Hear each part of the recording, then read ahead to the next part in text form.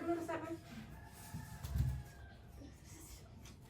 Ini resepnya kamu aja yang baca ya, saya lagi ada kerjaan soalnya.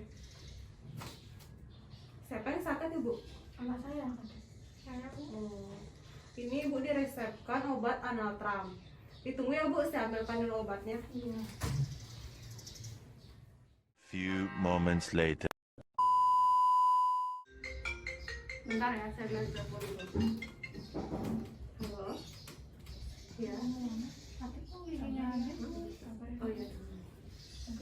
Aduh ibu, sabar bu ya, mungkin di dalam lagi kredit, bisa kok ditunggu dulu. Bentar dulu ya, taruh ya. Ini lagi kredit dulu aja. Bentar ya. Terima kasih.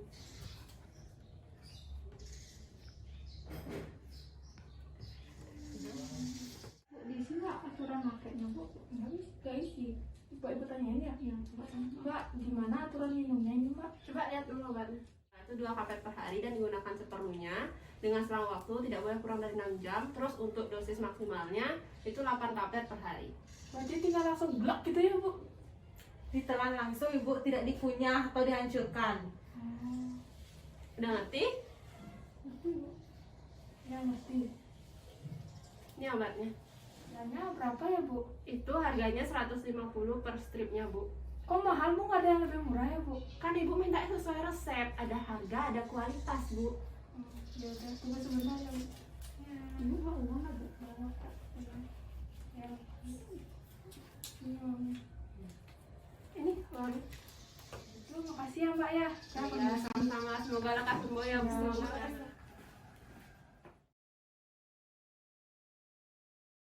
Terima kasih karena kalian telah menyaksikan salah satu video yang telah kami sajikan mengenai komunikasi yang tidak baik antara apoteker dan juga pasien.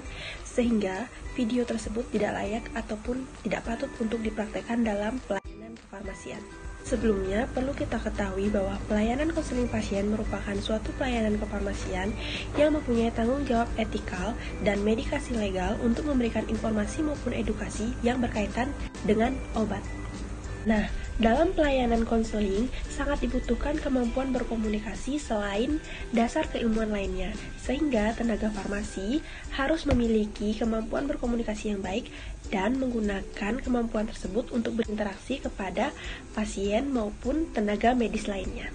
Nah, dalam kegiatan konseling ini sangat diharapkan untuk menciptakan manfaat bagi pasien dan juga bagi apoteker. Adapun manfaat konseling bagi pasien yaitu mampu menurunkan kesalahan dari penggunaan obat, dan manfaat konseling bagi apoteker yaitu mampu menghindarkan apoteker dari tuntutan karena kesalahan dari penggunaan obat atau yang sering dikatakan dengan medication error.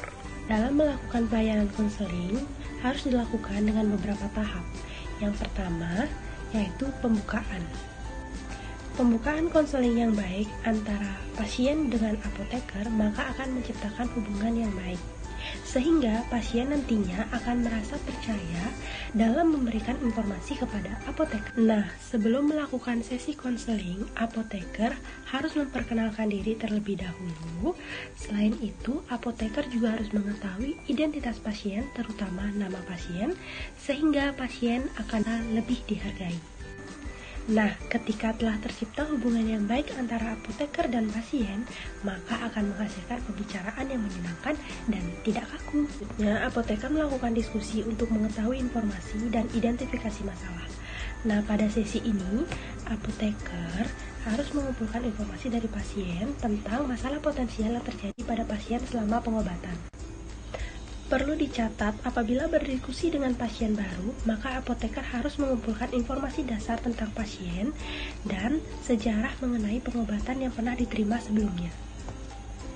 Kemudian, apabila berdiskusi dengan pasien yang hanya meneruskan pengobatan dan pasien dinyatakan telah mendapatkan konseling sebelumnya, maka apoteker harus memastikan bahwa tidak terdapat perubahan kondisi maupun pengobatan baru yang diterima oleh pasien, baik berupa obat yang diresepkan maupun tidak diresepkan. Apabila pasien ingin mendiskusikan terkait resep yang baru diterima, maka apoteker harus bertanya apakah pasien mendapatkan pengobatan sebelumnya. Apoteker harus bertanya pengobatan sebelumnya yang diterima oleh pasien dari mana, apakah dari apoteker atau dari psikiater ataupun dari yang lainnya.